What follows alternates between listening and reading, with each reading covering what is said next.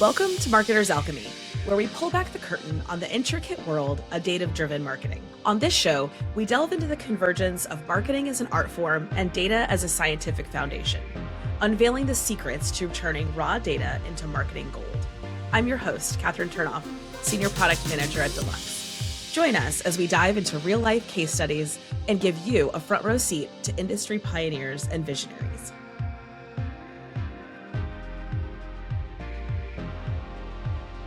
Welcome to Marketer's Alchemy, turning data into gold.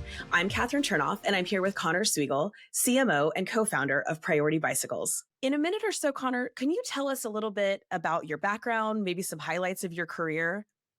For sure. So a good buddy of mine, Dave Weiner, who is my partner, he's the CEO and founder of Priority Bicycles, reached out to me one day and said, I got this project that I want to launch. And so he tells me about this project that was all about bringing low maintenance bicycles direct to the consumer. He said, hey, I just want to get this off the ground. I just want to make a bike kind of for everybody at a great price. So I just helped him as a friend would. Just getting the brand off the ground. It just became a partnership that then turned into Priority Bicycles. And so my background before that was that I worked in sports and entertainment branding, which I loved. I loved that aspect of it. And so what I was able to do is kind of take everything that I had learned there and apply it within this lifestyle and bicycle space that we're at now. And now we are 11 years in, which is kind of crazy to say. I think it's great to have friends like Dave and like you. I think you lent a lot to Dave. I love the story, and especially like getting to apply your previous life knowledge to something that you're passionate about and new has to be really amazing. So I'm happy you're here. It's really what priority meant. So priority is funny. The priority was just written at the top of the original business plan. And it was, this is my priority was at the top because Dave was like, I need to spend time on this. And I think what that became in the early development was, could we do something that we loved with people that we loved in an area that we loved? And so we actually brainstormed other names for the company other than Priority, but we kept coming back to it because it was something that really gave us a guiding light. And, it's been something that still guides us today. I really want to jump into some of your priorities at Priority. Let's head to our first segment, Alchemy Unveiled, Mixing Marketing Potions. So you're an e-commerce D2C brand. What data does your team look at? For sure. So it's funny, when we first started, we thought of ourselves as a customer service brand that sold bicycles. And over time, you realize when you go from one bicycle that you originally launched on Kickstarter to 34, and we've got multiple brands and we're selling domestically and internationally, that all of a sudden you really realize that you have a lot of e-com constraints. And what's been unique about us, I think, is and y'all get a lot of big companies here that have big data to move around. For us, like we are in a phase where we aren't a startup, but we're also competing against the giants that Giant being one of them, but these companies that are household names, right? So we have an interesting place where we're looking at data. I think the other part of this is that our company over the last 11 years has grown while the platforms have grown, and we have more access than ever to data. What's interesting for us is we are at a point where we really are trying to focus down the data that we're looking at. So we're really trying to simplify, because I think a lot of the data out there, particularly for small businesses, growing businesses, either companies that want to work on customer acquisition or companies that just want to stay in the black, I think what we have to do is kind of simplify what we look at. So we're really getting to this simple space where we're looking at purchases. Purchases are the number one thing. What are people buying? And then from there, it's interest. What are people interested in? So looking at the different models and just cascading down from what products are getting traffic, what's getting added to cart, what's getting purchased. And then from there, that gives us a very simple sandbox of data to look at. And then we can determine, do we need to focus down more on conversion, or do we need to focus more up on customer acquisition? So it's been an interesting phase where we went from looking at a million different things and pulling all the data in to now really trying to simplify what we're looking at so we can understand the customer and how to get them to buy the products. If you think about your customers, right? What customers are you targeting? Who's buying your product? Yeah, so it's interesting. I think that people love lifestyle products. Everybody loves lifestyle products. And we're seeing it now, especially with the growth of what you can do with Meta, Google, TikTok, and everything, is that when people have free time, they're shopping. But the way that we think about it is that everybody wants a product, but not everybody wants to go through the act of spending the money, right? Like we're Yeah. asking a lot of people, and you think about it, if we're looking at one of our higher end bikes that might be $3,500, or even one of our cruisers that's $600, right? Like there's a decision that goes into that.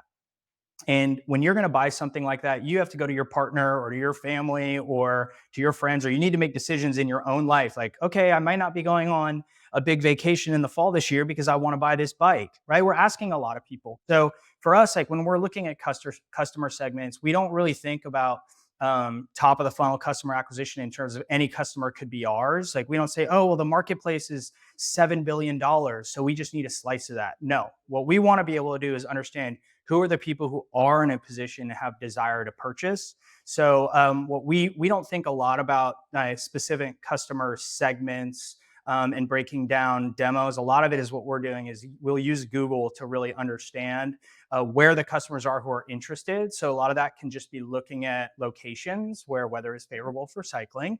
And then we kind of we really believe that anybody from 18 years old until as late as you want to be active in life could be a customer of ours, but we really try and focus our energies on the ones that we know would be in a position to buy. We don't really believe that we can just create demand for somebody to spend $2,000 on new bikes for their families out of nowhere.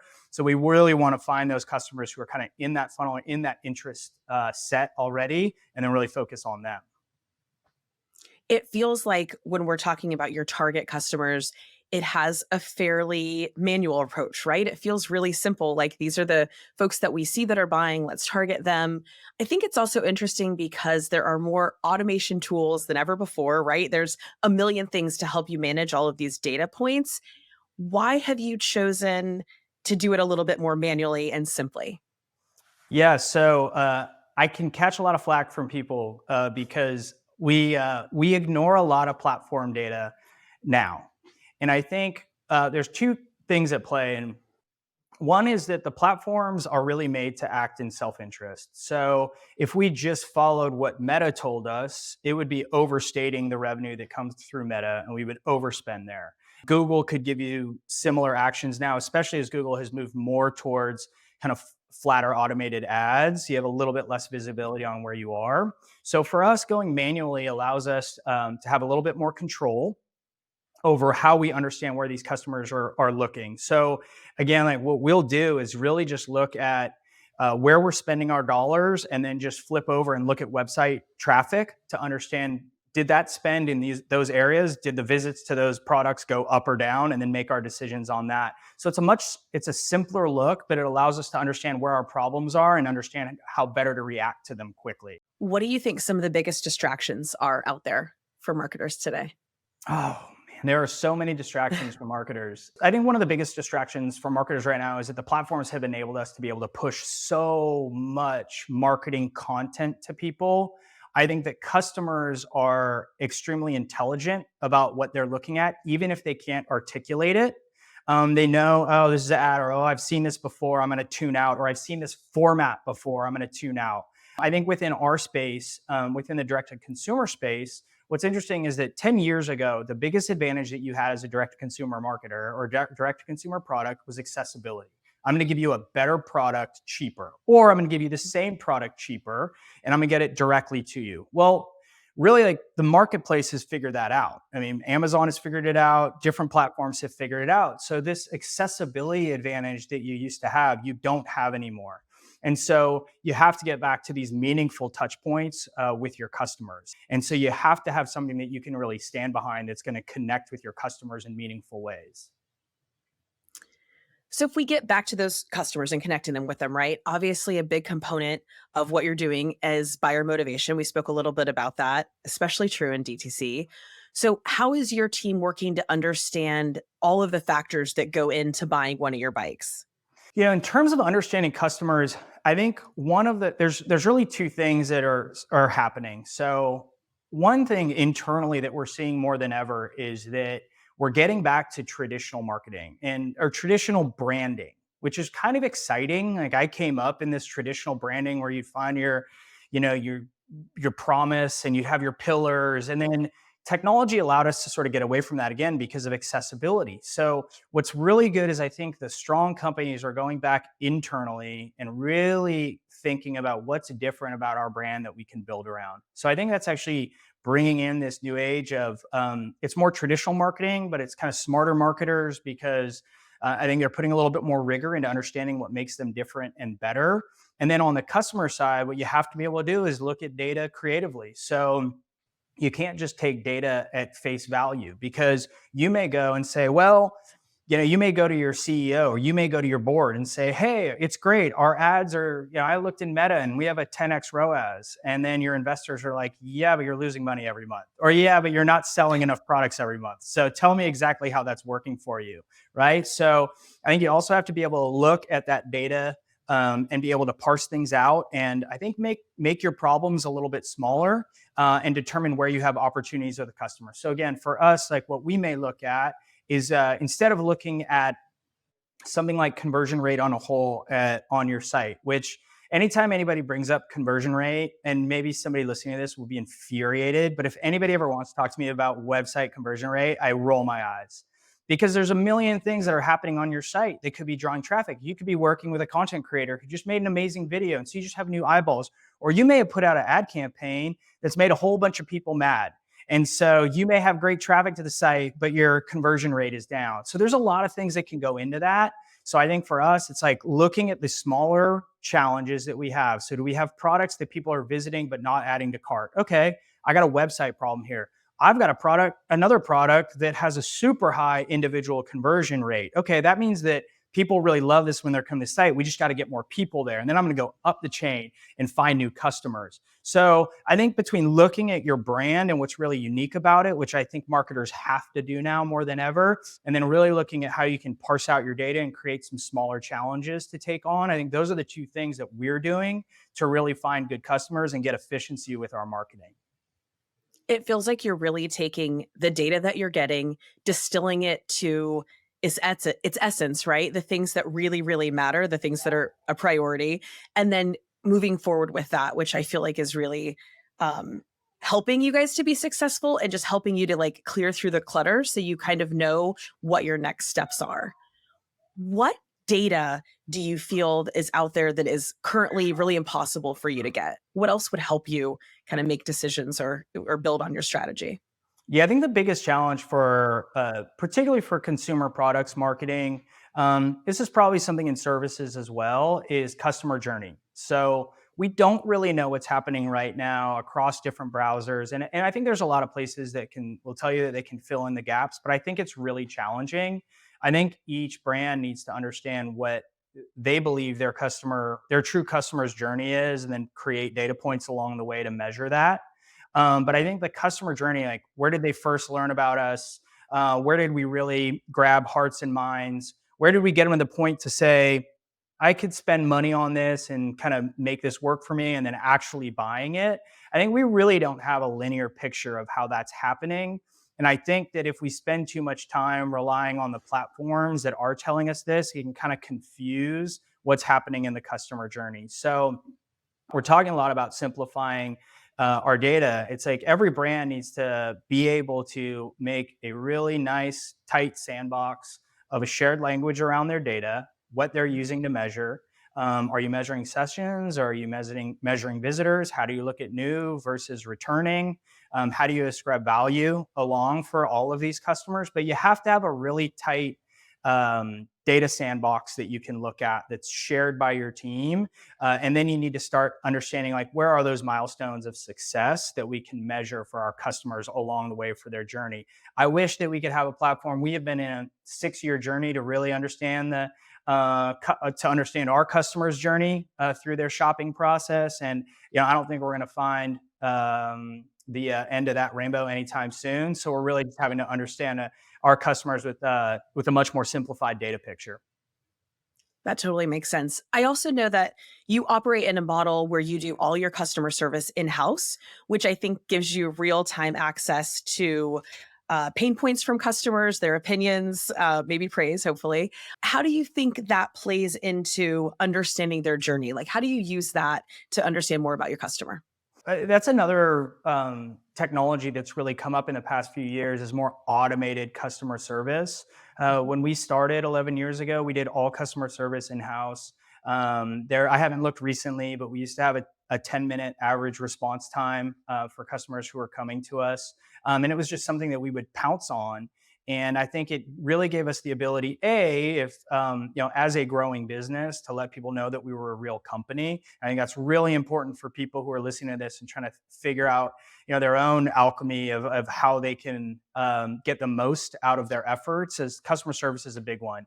You're letting people know that you're a robust company that is real people. You're able to learn about your product, kind of hear where you need to make changes, and it's been big for us in terms of informing our product growth over time, and it's just added a lot of humanity that we have. And I think one challenge is you hear a lot about people talking about A/B testing. Oh, you always need to have this A/B testing environment.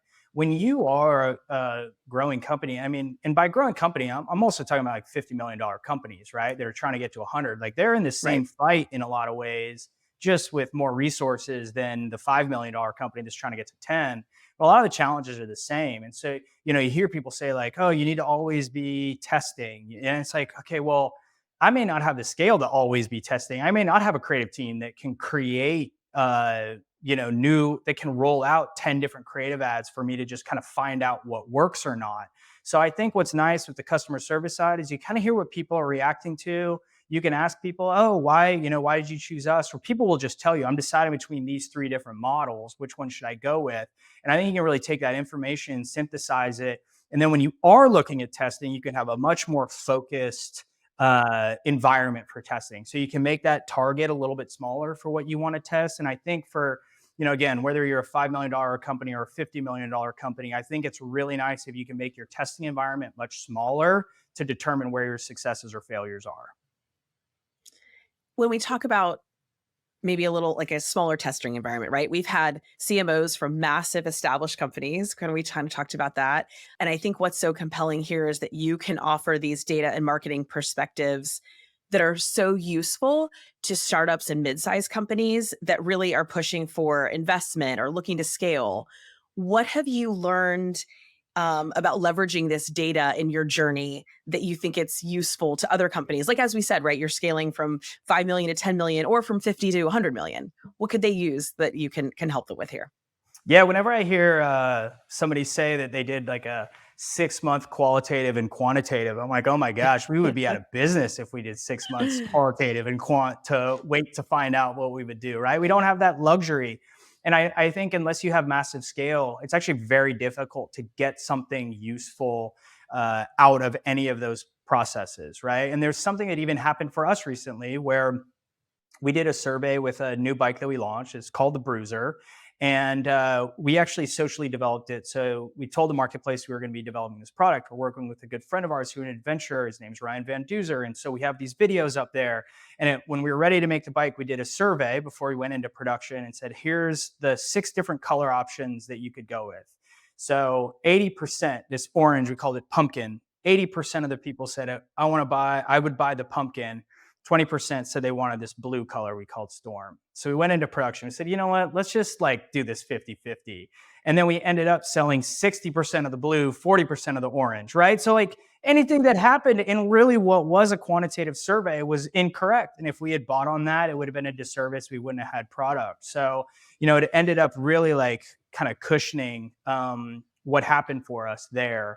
Having the understanding, even from that small sample of a quantitative analysis, right, where people were responding to us at scale, the realities of people buying were different. What people need to understand is that you need to figure out not just what makes a product unique, but what are the barriers to people buying. I think a lot of what we're trying to do is just determine where people get stuck. I feel like you have all this data, and a theme, right, of the conversation today is you distilling it, keeping it simple. I also feel like there's an undercurrent of going with your gut. Do you feel like that plays a part in your decision makings, or are you just cool at explaining what you do? I can't tell the difference, The act of simplifying your data sandbox and having it be a shared language between all parties within the company, I think that makes it so that you can make these smaller bets based on your gut. And if you're making smaller bets based on your gut, if it fails, it will equally confirm your suspicion, right? And I think that is a totally fair way to do it. You just don't want to fail. You don't want to fail at scale, right? You don't want to say, hey, we're going all like, oh, our meta numbers look great. We're going all in on meta, right? And then all of a sudden, like your conversion is low because it's just top of the funnel people who really just like your ads and they look really neat. Doesn't necessarily mean that they want to buy, right?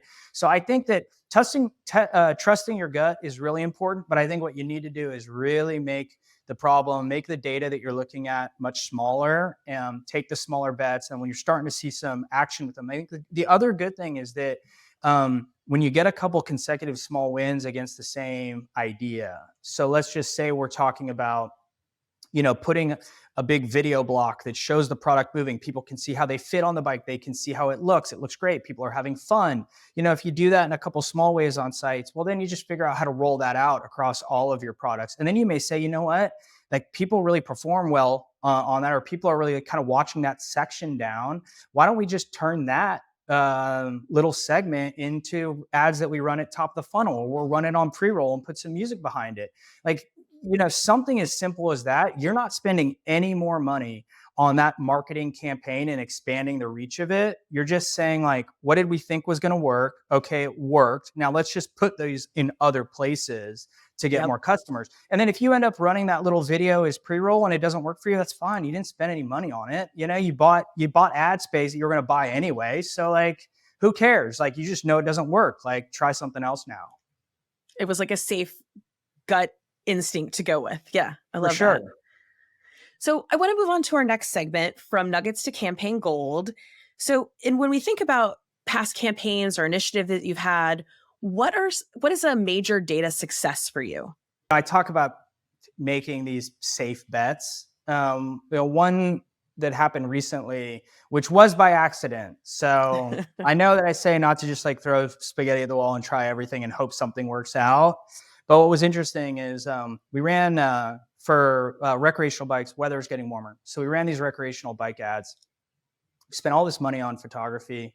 We went on location, shot this stuff. We had beautiful carousels, pre-rolls. So we put all these ads up, and it was probably 5 different video campaigns, 5 different carousels, and then some stories and reels in motion. And but what I found is, before we uploaded everything, we didn't have a summary page that would sit in the carousel. So it was just like bike and image, but there was no brand message. So I just took the last image from the carousel and just really put really big, like, enjoy our low maintenance belt drive bicycles. And it's just because we needed a cap. And what we found is that within all of these campaigns, far and away, 40% of our clicks were coming from this summary page. And so it was just interesting that we spent all this time and money on these beautiful campaigns, but the really simple message that struck out to people was just this very bold statement. And so it was a great insight for us, because it was like, you know what? People are scrolling quickly. They just want to know what it's all about. Let's keep it big. Let's keep it simple. And so we were able to take that, and those campaigns ran well. And, just to be transparent with people, like we typically look for a 5 to 10x performance when we're looking at our meta campaigns, as far as a baseline. And I think for me, when I look at something like meta, I typically believe it's about 20% of what they say. And I'm not saying that to besmirch Meta platform or anything. They are correct about what is happening on their platform, but they're not necessarily correct about what's happening on yours. And so I think we shoot for that. And, we're getting from those bold, simple ads, we were, getting above 5s and 10s on those on those pieces of the campaign. And so that just helped us roll that out across the board. And it really changed our philosophy towards ad and ad creative, which was like, big, bold, and simple. We fall in love with stuff that's like beautiful and action and it looks great. But like the people who are scrolling through, like they're not necessarily looking for that entertainment factor or that emotional factor. They just really want to know what's happening there. So that was something that was really great for us. And then there's just been little things. Another really interesting thing for us recently is we started working with a company called Postpilot. So ended up randomly going to a marketing conference, which I rarely feel like I can ever get out of the office. But I was like, okay, I'm going to go to this marketing conference. So I'm just kind of sitting there and working. And this postcard company comes up. So traditional postcards and Postpilot. And essentially what it broke down to, and I think it's just sort of like size dependent, but it's anywhere between $1 or $2 for an abandoned cart to send a postcard to somebody. So what we felt like is within this format of a two-sided postcard going to somebody that would be on their counter, which again sort of flies in the face of where we are with digital marketing. Right. Going to mail, like what's next? Telegram, fax. Anybody listening is like, I don't even know what a fax machine is. But we went to this postcard campaign, and the postcard campaign has been 17x ROAS for us, and it's plug and play. So it's like once we have it set up, it just works for us. So I think for people who are looking at really easy ways to get wins on the board, you can also have a discount code on there. You can run individual discount codes. So if it's specifically coming from that campaign, meaning are people actually looking at the postcard? So that's been a win in the traditional world. That's been really interesting for us, and it's been a great kind of out of house application to use. It sounds like it. I also know that events and in-person initiatives are costly for your space, but they really seem to be something that you and your team focus on. Can you tell us a little bit about why you prioritize them and how they fit into the overall strategy? In-person events have been something that we have dedicated blood, sweat, and tears to, right? So we just came off of an event with Cascade Bicycle Club out in Seattle, and we rode from Seattle to Vancouver. So it was 195 miles, broken up over 2 days, 110 the first day, 85 the next day. We camped in between, and we went out there and rode it. Five or six of us. One lives out there, so there's 6 of us total doing it.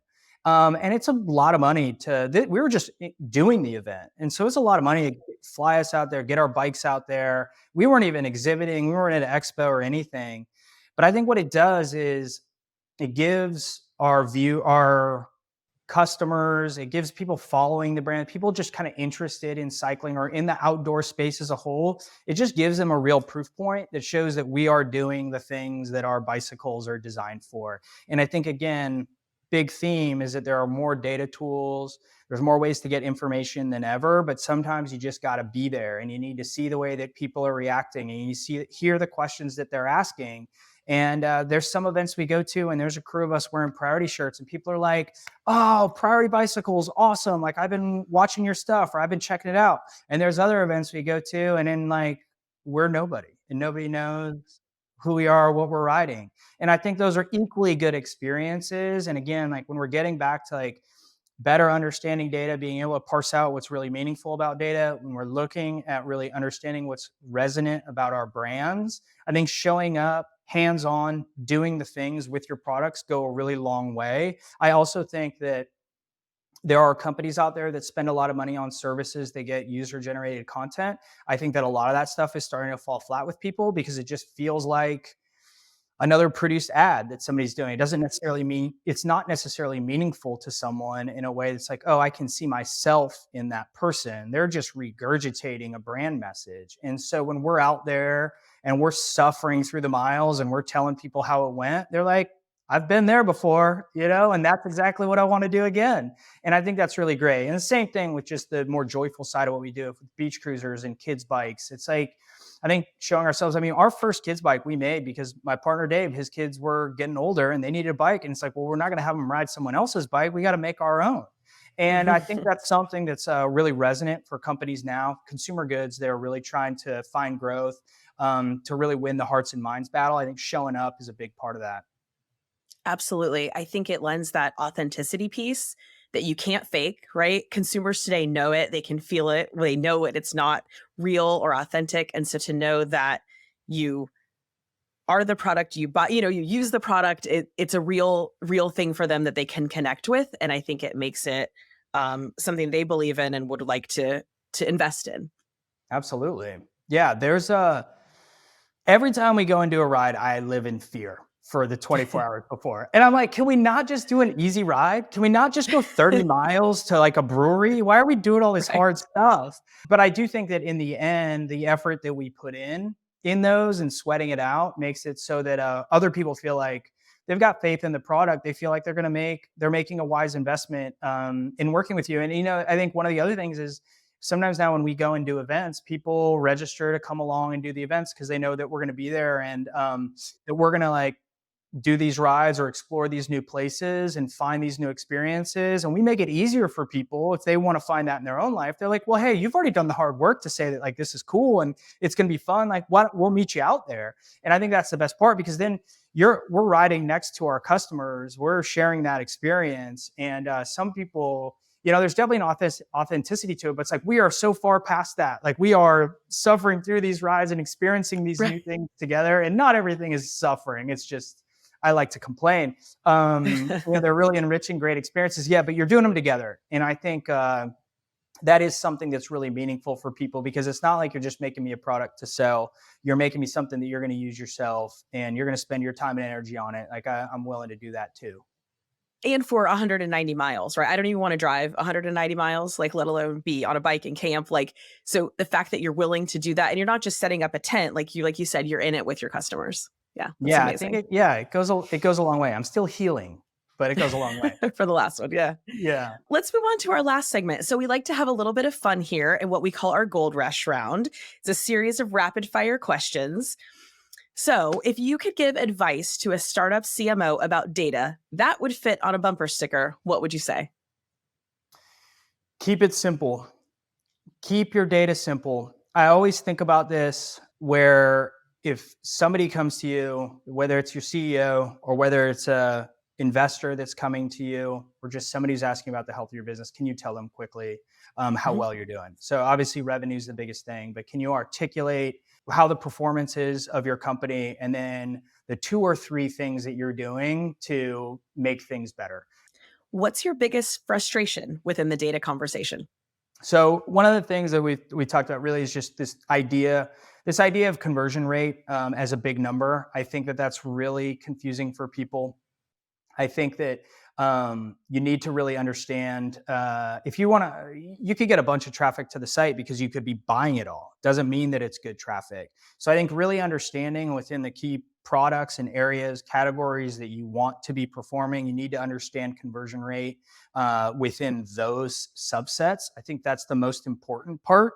I think the other area of frustration really, again, is around this idea of like customer journey and understanding when somebody comes to us for the first time, when they come back second, third, fourth, fifth. I mean, there's data where people visit our site 36 to 48 times before they buy. And I think it's really challenging to kind of get lost in that. I think it's better to understand how do we get somebody, what are the reasons that somebody might be leaving that many times and not buying, and really focus on creating impact so that they aren't coming back 48 times, but it just takes 2 or 3 times. Got it. Thank you very much for sharing. And thank you for joining us. How can our listeners learn more about what you're working on? Yeah, so everyone should go to prioritybicycles.com. They should go now. If you're commuting, pull over. Now, prioritybicycles.com, there's a lot of great stuff on there. I mean, obviously you can see all of our products, but if you go to the right side on our site, which is about or events, we also have just some of the more fun stuff that we do. So some of the rides that we do, or some of the gear that we love, which if you're a cycling fan, but you're maybe not in a position to buy a bike now, I think that can also be a great place for just resources and fun. You can jump in conversations about gear that you love or what you're looking at. That can be a really fun destination. But prioritybicycles.com when you're bored, and then we'll get you with those ads. Perfect. Thank you so much for joining us today. I really appreciate it. Thank you. To never miss an episode, subscribe to the show wherever you listen. I'm Kathryn Chernoff, and this is Marketer's Alchemy.